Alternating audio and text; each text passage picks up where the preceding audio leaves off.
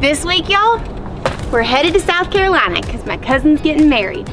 But it's way too far for us to take the Airstream from Vegas all the way to the East Coast, so we're jumping on an airplane. But we've got some RV shopping to do while we're in South Carolina, so we're pretty excited.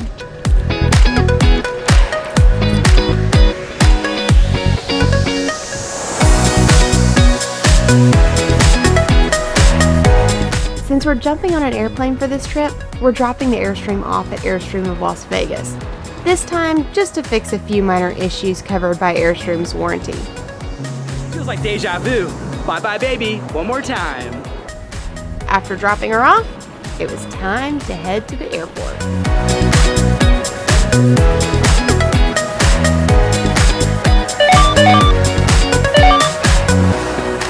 Hello, breakfast at the lounge. Time to board.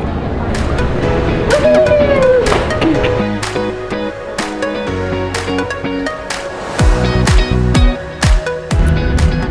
And we're off. We had a stopover in Atlanta before taking our final super quick flight to Greenville, South Carolina. Look who we found. Hi guys, good to see everybody. Last flight. Safely settled in Greenville, the next morning we hit the town to Wanderlocal with my Aunt Michelle and Dad. But first, coffee, because the 3-hour time difference between Vegas and South Carolina kinda sucks.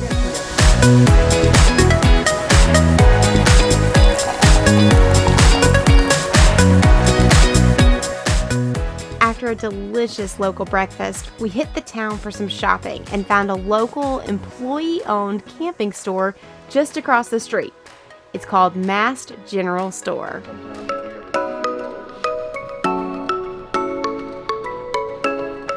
Figured I might try on a cute new outfit.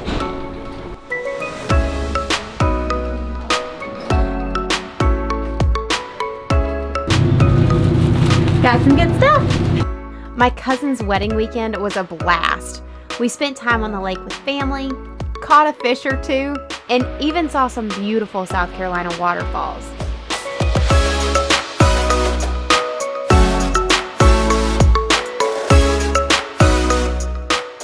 Before we knew it though, it was time to get to an RV dealership because we have some important shopping to do.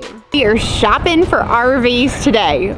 But probably not why you're thinking. Because we're traveling around the country in our RV, of course some of our family has been interested in maybe what it would be like to have an RV of their own.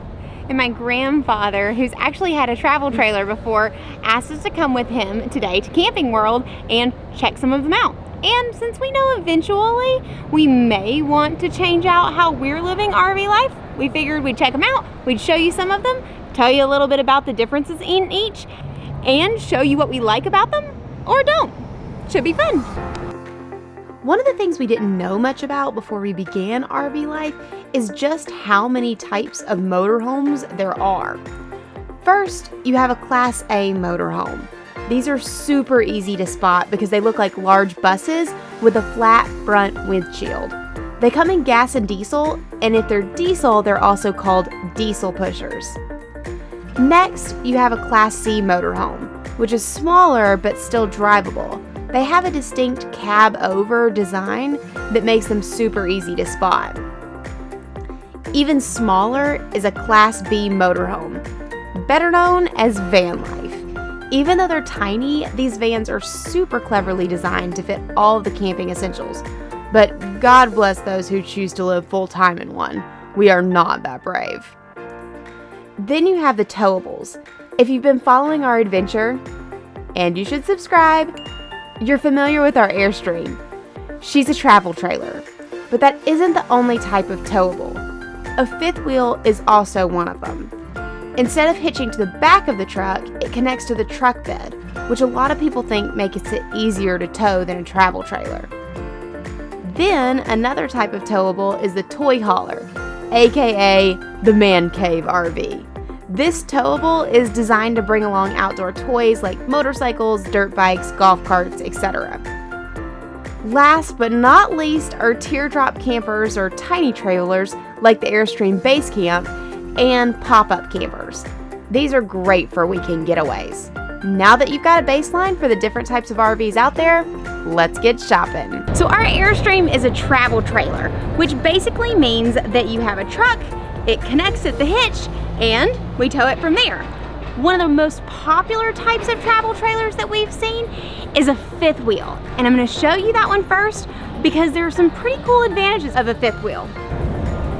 As you can see as a starting point, it has slide outs. It has way more space from a width perspective than our Airstream will.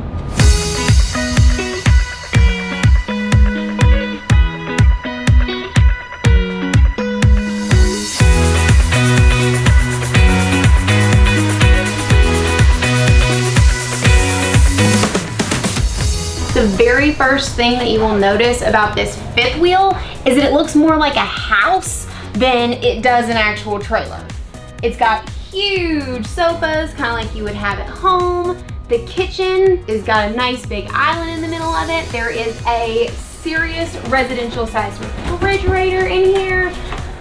My Airstream's refrigerator is pretty big, but this thing, I can make all sorts of stuff with this much refrigerator space. There's tons more storage. Pretty much everywhere you look has storage space. Come on back, I'll show you the bathrooms. The shower's bigger too. First, it has a little half bath. It has a king size bed, which you know Daniel would be happy about. Airstream, once again, king size bed would be awesome. And this bathroom is a lot more like the bathroom in the 33-foot Airstream, a lot more space. And holy moly, look how big the closet is. I can literally fit in here. And it's still roomy. One of the things that seem to be a common thing for fifth wheels though, that's different from our Airstream, is the number of windows. There are not nearly as many windows or natural light that is coming into this unit like you get with our Airstream. Overall, I know this is RV modern, but it still feels a little dated. Also, if Daniel and I were gonna upgrade to a larger RV, it would probably be because we have little mini humans and not a whole lot of great sleeping space for multiple people or family larger than 2. So, let's check out another one. My lovely sister Leah and nephew Eli joined us on this RV shopping adventure. Eli is pretty convinced that his mommy needs all of these RVs. What is it that you like about them, one versus the other? If I had to evaluate all of them equally, I would say my favorite one is the one that's parked. There you go. I really appreciate motorhomes when I don't have to move them. Pretty good. The Class A version, which is what I'm going to show you now, has pretty much everything built in. You don't have a separate vehicle like you do with a travel trailer unless you tow one behind, and a lot of them have slide outs as well. To me, this is kind of like the party bus version of RV life.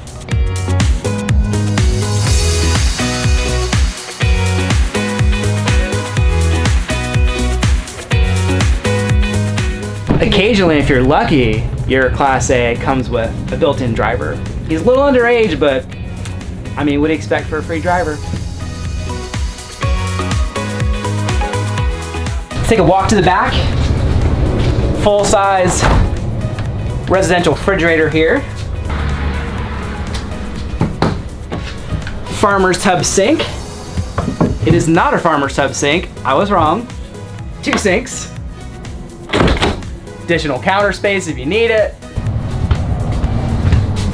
Oh, looks like we found a perfect place for a kiddo. These bunk beds are perfect for mini humans, which would be a huge selling feature for us possibly in the near future.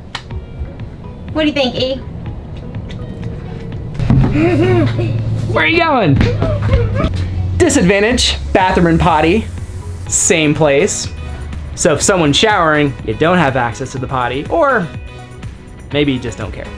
Yeah. Oh yeah, I was wrong. There's actually 2 bathrooms, so you don't have to worry about this one if you've got another one.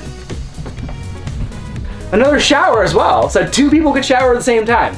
I don't know if the hot water would be enough, but that's kind of cool.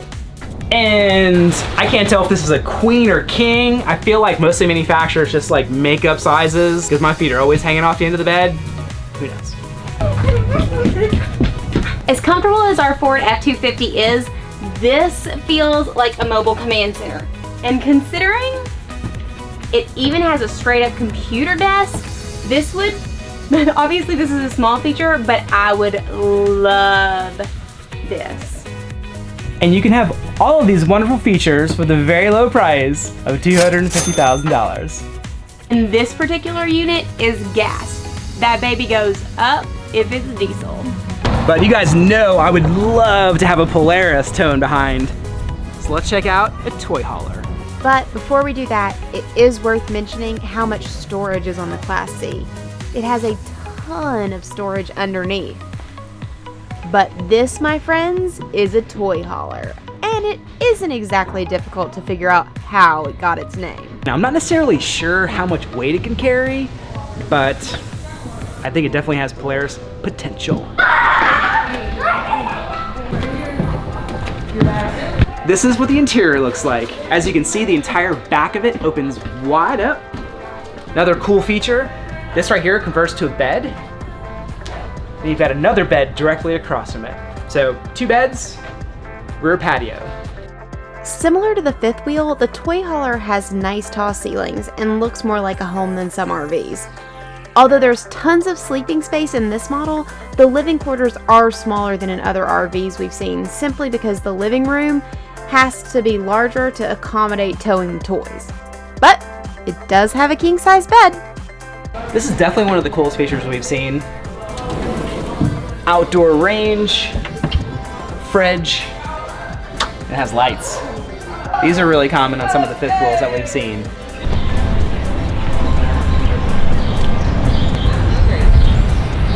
Directly behind me is what's called a Class C, and we've heard from a lot of newer campers that they do prefer this because it has the built-in truck chassis. So for people just starting out, it kind of gives them the comfort of what it would feel like to drive maybe just a big truck or U-Haul. Personally, I think this is just a little bit above van life. After looking at a lot of RVs, I was excited to see what my grandfather thought about all of them. If you drive a motorhome, you got to take your transportation. It may be a motorcycle, it may be a small vehicle, or whatever. Mm-hmm. But once you get there, you don't want to be driving a motorhome around. you'd be in everybody's way doing that. I see that this thing has to fit the individual. Everybody's different. Yeah. Yeah. I agree that it's so specific to the individual because it just depends on how you're going to use it. Exactly.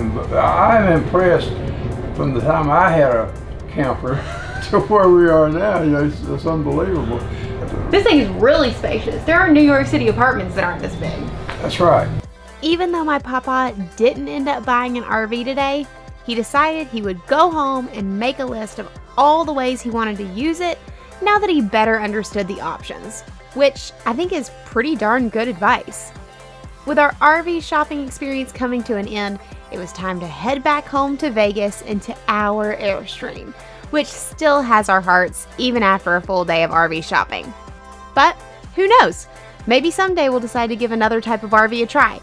After all, living in a party bus does sound pretty fun.